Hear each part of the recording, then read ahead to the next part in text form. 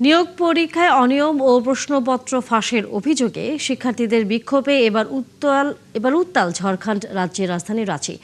আন্দোলন ঘিরে উত্তেজনা আরও বেড়েছে। বিধানসভা অভিমুখে মিছিল ঠেকাতে পুলিশের লাঠিচার্জ, কাঁদানে গ্যাস এবং জল কামান ব্যবহারের পর এবার রাজ্য জুড়ে বন্ধ ডেকেছে বিজেপি। রাঁচির বিভিন্ন সড়কে টায়ার জ্বালিয়ে অবরোধ করেছেন দলটির নেতাকর্মীরা। অন্যদিকে আন্দোলন চালিয়ে যাওয়ার ঘোষণা দিয়েছেন চাকরি প্রত্যাশী শিক্ষার্থীরা। আরো জানাচ্ছেন চৈতি সরোয়ার। মঙ্গলবার সকাল থেকেই ভারতের ঝাড়খণ্ড রাজ্যের রাজধানী রাঁচির বিভিন্ন সড়কে দেখা যায় অবরোধ। সকাল ৮টা থেকে মধ্যরাত পর্যন্ত রাজ্য জুড়ে বন্ধের ডাক দিয়েছে ঝাড়খণ্ড বিজেপি। কোথাও টায়ার জ্বালিয়ে, কোথাও সড়ক আটকে বন্ধ পালন করছেন দলটির নেতাকর্মীরা। কাঁকে রোড, কিশোরগঞ্জ, আরগোড়া সহ আশেপাশের এলাকায় অবরোধের কারণে ব্যাহত হয় যান চলাচল। সোমবার বিধানসভা অভিমুখে শিক্ষার্থীদের মিছিল ঘিরে পুলিশের সাথে উত্তেজনা তৈরি হয়। ব্যারিকেড পেরিয়ে আন্দোলনকারীরা সামনে এগিয়ে যাওয়ার চেষ্টা করলে তাদের ছত্রভঙ্গ করতে জলকামান, কাঁদানে গ্যাস এবং লাঠিচার্জ করে পুলিশ।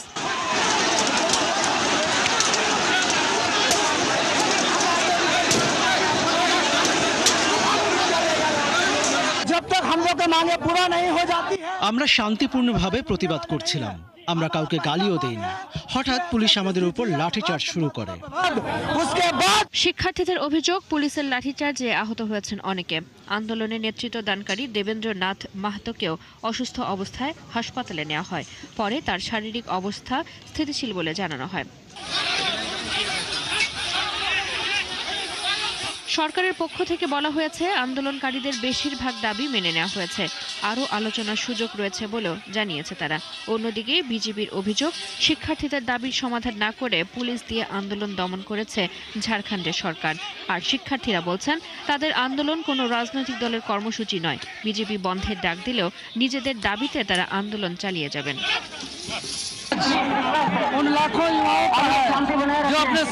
এই কণ্ঠ হাজারো তরুণের, যারা বইয়ের পাতায় নিজেদের স্বপ্ন খুঁজে নেয়। এই পরীক্ষার উপর যাদের ভবিষ্যৎ নির্ভর করছে। সরকার যদি শিক্ষার্থীদের এই কণ্ঠকে গুরুত্ব না দেয়, তাহলে তা গণতন্ত্রের জন্য ভালো বার্তা হবে না। আমাদের আন্দোলন আরও বেগবান হবে। জেএসএসসি এবং জেপিএসসি নিয়োগ পরীক্ষায় অনিয়মের অভিযোগের তদন্ত, কয়েকটি পরীক্ষা বাতিল এবং নিয়োগ প্রক্রিয়া সংস্কারের দাবিতে ২৫ জুলাই থেকে আন্দোলন করছেন চাকরি প্রত্যাশীরা। চৈতি সরওয়ার, ৭১। ঘূর্ণিঝড় গুজিরো এবং ডলফিনের সমন্বিত প্রভাবে ফিলিপাইনের ভয়াবহ বন্যা ও ভূমিধস দেখা দিয়েছে। এতে ম্যানিলার বাগুইরো শহরে এখন পর্যন্ত অন্তত ১০ জন মারা গেছে। বাগুইরো শহরের মেয়র এক বিবৃতিতে জানিয়েছে, উদ্ধারকারী দল, স্বেচ্ছাসেবক ও সরকারি সংস্থাগুলোর কঠিন পরিস্থিতির মধ্যেও ২ দিন ধরে ধ্বংসস্তূপের মধ্যে তল্লাশি চালিয়ে যাচ্ছে। কর্তৃপক্ষ এলাকাটিকে বিপজ্জনক ঘোষণা করেছে। বন্যা ও ভূমিধসের কারণে ফিলিপাইনে এখন পর্যন্ত বিপুল সংখ্যক মানুষ ঘরবাড়ি হারিয়েছে। দুর্যোগে ফিলিপাইনের ৯টি অঞ্চল ও ৩৩টি প্রদেশের প্রায় ৫,৮৬,০০০ মানুষ ক্ষতিগ্রস্ত হয়েছে। পরিস্থিতির অবনতি হওয়ায় কয়েকটি এলাকার বাসিন্দাদের নিরাপদ স্থানে সরিয়ে নেওয়া হয়েছে। কলম্বিয়ার পশ্চিমাঞ্চলে ৭.৪ মাত্রার ভূমিকম্পে প্রাণহানি বেড়ে দাঁড়িয়েছে ১৩২ জনে। আহত হয়েছে আরও ৫৭০ জন। গত এক দশকে সবচেয়ে শক্তিশালী ভূমিকম্প হিসেবে এটিকে উল্লেখ করেছেন দেশটির কর্মকর্তারা। উদ্ধারকারীরা জীবিতদের সন্ধানে ধ্বংসস্তূপে সরাসরি অভিযান চালিয়ে যাচ্ছে। পরিস্থিতিকে জাতীয় দুর্যোগ ঘোষণা করেছে কলম্বিয়া। পাশাপাশি ক্ষতিগ্রস্ত এলাকায় সেনা মোতায়েন করা হয়েছে। আরও জানাচ্ছেন আরাফাত ইসলাম। শক্তিশালী ভূমিকম্পে কেঁপে উঠল কলম্বিয়া। স্থানীয় সময় সোমবার সকালে ৭.৪ মাত্রার ভূমিকম্পটি অনুভূত হয় দেশটির পশ্চিমাঞ্চলে। ভূমিকম্পের উৎপত্তিস্থল ছিল দেশটির সান হোসে দেল পালমার এলাকায়। রাজধানী বোগোটা থেকে প্রায় ১৫০ মাইল পশ্চিমে অবস্থিত এই অঞ্চলটি তুলনামূলকভাবে কম উন্নত। কলম্বিয়ান অ্যাসোসিয়েশন অব ক্যাপিটালের তথ্য মতে, ভূমিকম্পে হতাহতের সংখ্যা সময়ের সাথে সাথে বাড়ছে। ভূমিকম্পে তীব্র কম্পন অনুভূত হয়েছে রাজধানী বোগোটাতেও। আতঙ্কে বাসিন্দারা ঘরবাড়ি ছেড়ে রাস্তায় বেরিয়ে আসেন। ক্ষতিগ্রস্ত এলাকাগুলোতে ধসে পড়া ভবনের ধ্বংসস্তূপে চলছে উদ্ধার তৎপরতা। উদ্ধারকর্মীরা জীবিতদের সন্ধানে ধ্বংসস্তূপে সাঁড়াশি অভিযান চালিয়ে যাচ্ছেন। কলম্বিয়ার কালি শহরের একটি হাসপাতালও ক্ষতিগ্রস্ত হয়েছে। সেখানে শিশু ও নবজাতক বিভাগে আটকে পড়েছেন অনেকে। দেশটির নবনির্বাচিত প্রেসিডেন্ট দেলা স্প্রিয়েলা পরিস্থিতিকে জাতীয় দুর্যোগ ঘোষণা করেছেন। পাশাপাশি ক্ষতিগ্রস্ত এলাকায় সেনা মোতায়েনেরও নির্দেশ দিয়েছেন তিনি। দুর্যোগ মোকাবেলায় মনোযোগ দেওয়ার জন্য পূর্ব নির্ধারিত সমস্ত কর্মসূচি স্থগিতের নির্দেশ দেওয়া হয়েছে। সংকট মোকাবেলায় জাতীয় দুর্যোগ ঘোষণা করেছি। সেনাবাহিনী মাঠে থাকবে উদ্ধার অভিযানকে গতিশীল করতে। কঠিন এই সময়ে আমরা সবাই একসাথে কাজ করব। উদ্ধার তৎপরতার পাশাপাশি আহতদের চিকিৎসা ও ক্ষতিগ্রস্তদের আশ্রয়ের ব্যবস্থা করা হচ্ছে। এদিকে ভূমিকম্পের পর কলম্বিয়াকে সহায়তার ঘোষণা দিয়েছে যুক্তরাষ্ট্র। আশ্রয়, খাবার, সুরক্ষা এবং ভূমিকম্প পরবর্তী ক্ষয়ক্ষতির মূল্যায়নের জন্য $1,55,00,000 সহায়তা দেওয়ার কথা জানিয়েছে ওয়াশিংটন।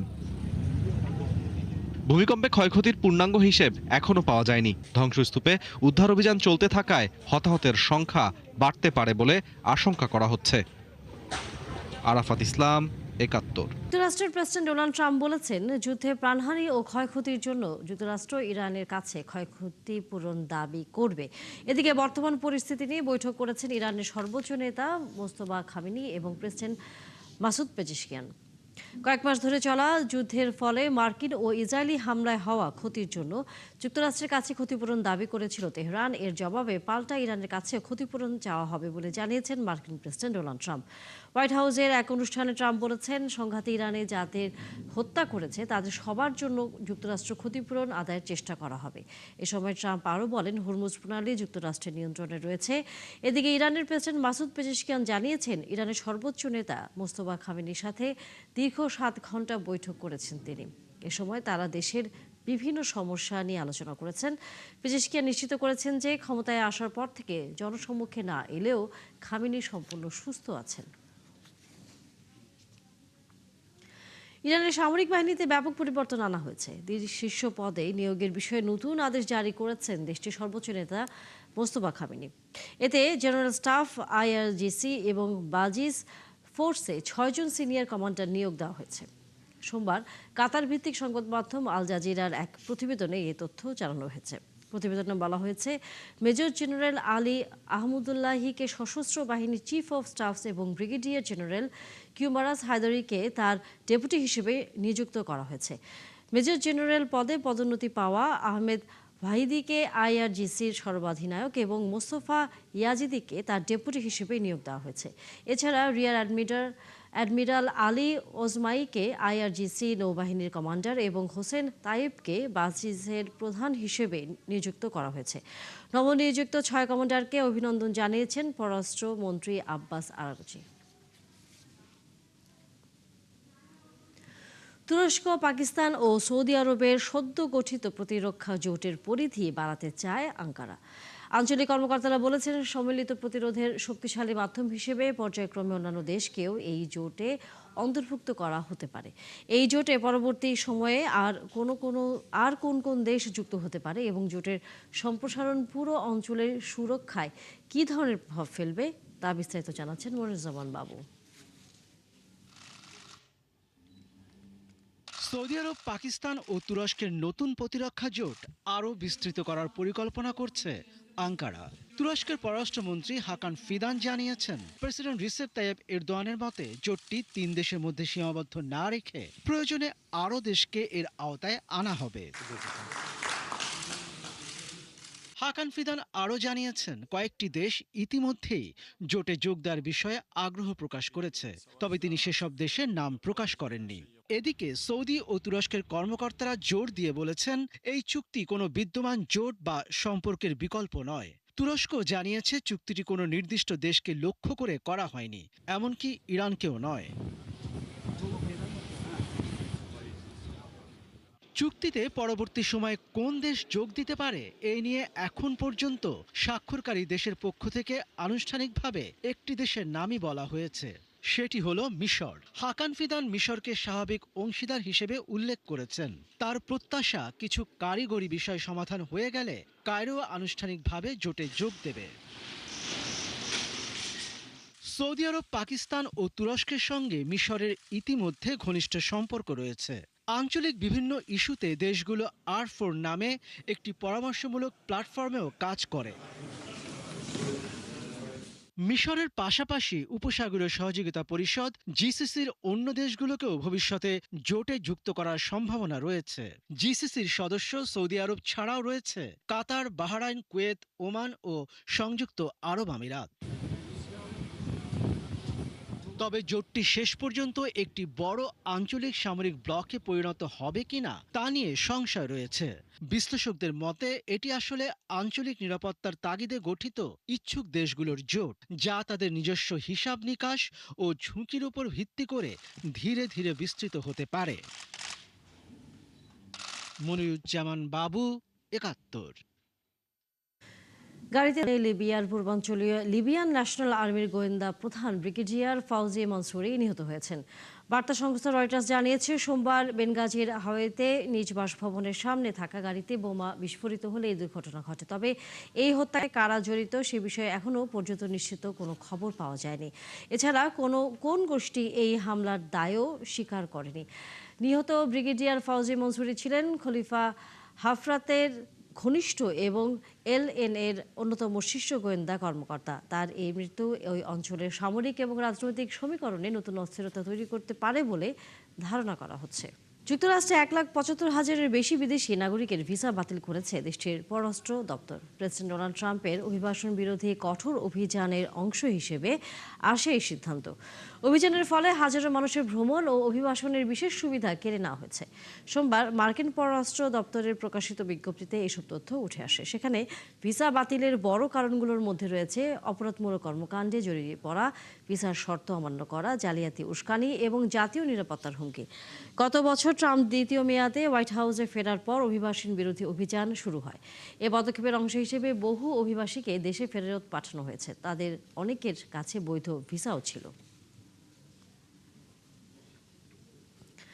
ইরানের হত্যা চেষ্টার হুমকির কারণে গত মাসে গোপনে তুরস্ক ছেড়েছিলেন মার্কিন প্রেসিডেন্ট ডোনাল্ড ট্রাম্প। তিনি নির্ধারিত এয়ারফোর্স ওয়ানের পরিবর্তে ছোট একটি সামরিক বিমানে তুরস্ক ছাড়েন। এক প্রতিবেদনে এ তথ্য জানিয়েছে দ্য ওয়াশিংটন পোস্ট। ট্রাম্প কাতারের উপহার দেয়া নতুন বিমান নিয়ে আঙ্কারায় গিয়েছিলেন। এই ঘটনায় বিমানটির নিরাপত্তা নিয়ে প্রশ্ন উঠেছে। বিস্তারিত মনিরুজ্জামান বাবুর প্রতিবেদনে। নেটো শীর্ষ সম্মেলনে অংশ নিতে গত মাসে আঙ্কারায় যান ট্রাম্প। ওয়াশিংটন পোস্টের প্রতিবেদনে বলা হয়, ট্রাম্প ওই শীর্ষ সম্মেলনের জন্য কাতারের উপহার দেওয়া সদ্য সংস্কার করা জেটটিতে করে আঙ্কারা গিয়েছিলেন। নেটোতে এই সফরটি ছিল নতুন বিমানটির প্রথম আন্তর্জাতিক ভ্রমণ। এটি এমন এক সময় অনুষ্ঠিত হয় যখন তুরস্কের সীমান্তবর্তী দেশ ইরানের সঙ্গে সংঘাত তীব্র হচ্ছিল। তবে তুরস্ক ছাড়ার সময় ট্রাম্প অপ্রত্যাশিতভাবে পুরনো এয়ারফোর্স ওয়ানে ওঠেন। সংশ্লিষ্ট এক মার্কিন কর্মকর্তা জানিয়েছেন, আঙ্কারায় ক্যামেরার সামনে ট্রাম্প পুরনো এয়ারফোর্স ওয়ানে ওঠার পর তাকে গোপনে বিমানবন্দরের একটি ক্যাটারিং ট্রাকে করে এয়ারফোর্সের একটি ছোট C-32A বিমানে নিয়ে যাওয়া হয়। সেটি মার্কিন প্রেসিডেন্টকে যুক্তরাজ্যে পৌঁছে দেয়। সে সময় সংবাদ মাধ্যমগুলোকে এমন ধারণা দেওয়া হয়েছিল যে ট্রাম্প তখনও এয়ারফোর্স ওয়ানেই রয়েছেন। এর আগে মার্কিন সংবাদ মাধ্যমগুলো জানিয়েছিল, ইরানের পক্ষ থেকে হুমকির কারণে ট্রাম্প কাতারের উপহার হিসেবে পাওয়া বোয়িং 747-8 উড়োজাহাজে করে দেশে ফেরেননি। উড়োজাহাজ পরিবর্তনের ঘটনায় কাতারের উপহার দেওয়া বিমানটি নিয়ে নতুন করে আলোচনা শুরু হয়েছে। নিউ ইয়র্ক টাইমস বলেছে, আগের এয়ারফোর্স ওয়ানের মতো এতে একই ধরনের নিরাপত্তা ব্যবস্থা নেই, যার মধ্যে ক্ষেপণাস্ত্র প্রতিরোধ বিরোধী ব্যবস্থা অন্তর্ভুক্ত। হোয়াইট হাউস নতুন উড়োজাহাজটির পর্যাপ্ত নিরাপত্তা ব্যবস্থার পক্ষে একটি বিবৃতিতে জানায়, নতুন এয়ারফোর্স ওয়ান একটি অত্যাধুনিক উড়োজাহাজ, যাতে উচ্চমানের নিরাপত্তা ব্যবস্থা সংযোজন করা হয়েছে। এটি প্রেসিডেন্ট ও তার কর্মীদের নিরাপত্তা নিশ্চিত করবে। যুক্তরাষ্ট্রে ১৯৯০ সাল থেকে প্রেসিডেন্টকে বহনকারী উড়োজাহাজ এয়ারফোর্স ওয়ান হিসেবে ব্যবহৃত দুটি পুরনো বোয়িং 747-এর অবস্থা নিয়ে অসন্তোষ প্রকাশ করেছিলেন ট্রাম্প। পরে গত বছর কাতারের রাজ পরিবারের কাছ থেকে উপহার হিসেবে পাওয়া বিলাসবহুল একটি উড়োজাহাজকে সংস্কার করে সেটিকে এয়ারফোর্স ওয়ান হিসেবে ব্যবহার করা শুরু করেন ট্রাম্প। মনিরুজ্জামান বাবু, ৭১। রাশিয়ায় রাতভর ব্যাপক ড্রোন হামলা চালিয়েছে ইউক্রেন। তাজারস্তান অঞ্চলের নিজ নেকামসকে চালানো এই হামলায় শিশুসহ অন্তত ১৩ জন নিহত হয়েছে। এতে আহত হয়েছে আরও অন্তত ৭৫ জন। রাশিয়ার ওপর চালানো অন্যতম প্রাণঘাতী হামলা ছিল এটি। রুশ কর্তৃপক্ষ জানিয়েছে হামলায় তেল শোধনাগার সহ শিল্প ও আবাসিক এলাকাও ক্ষতিগ্রস্ত হয়েছে।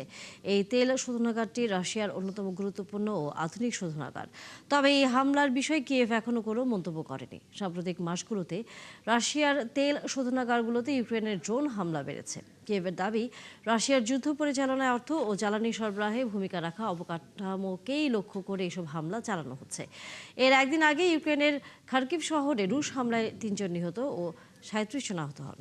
এই ছিল এখনকার আয়োজনে। বিশ্বের নতুন নতুন খবর ও বিশ্লেষণ নিয়ে পরবর্তী সুযোগ আবারও হাজির হবে আগামীকাল সকাল ৯:৩০।